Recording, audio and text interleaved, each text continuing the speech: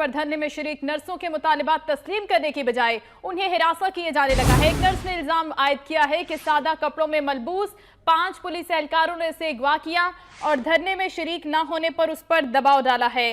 Nurses जो कि अपने मुतालिबात के हक में माल रोड पर मौजूद हैं, 3 दिन से उनका यह एहतजाजी धरना शुरू है और अब यह खबर सामने आई है कि नर्सिस को हिरासत किया जा रहा है। बुरहानुद्दीन हमारे साथ मौजूद है, उनसे मजीद जानेंगे। बुरहानुद्दीन, क्या तफसीलात हैं इस हवाले से?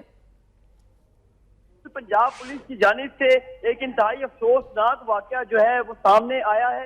पंजाब पुलिस की जानिब से 5 पुलिस एहलकारों ने, जिसमें 3 मर्द हजरात थे और 2 फीमेल खवातीन थी, इन्होंने धरने में शरीक एक नर्स को सुबह घर जाते वक्त अगवा किया और इसे नामालूम मुकाम पर मुंतकिल कर दिया। 6 से 7 घंटे खवातीन को जो है नामालूम मुकाम पर रखा गया और उन्हें हरासा किया जाता रहा और पुलिस की जानिब से ये धमकियां दी जाती रही कि अगर वो धरने में शिरकत करेंगी तो उन्हें मार दिया जाएगा, उनकी जान से हाथ धोना पड़ेगा। इसके साथ और भी संगीन नताइज की धमकियां दी गई। के बाद 7-8 घंटे इन्हें नामालूम मुकाम पर रखने के बाद जो है एक खातून को बंद रोड पर पुलिस एहलकार छोड़ गए और उस वक्त ये कहा गया कि अगर तुम दोबारा धरने में शिरकत करोगी तो जो तुम्हारी दीगर साथी हमारे पास मौजूद है उन्हें जान से मार दिया जाएगा।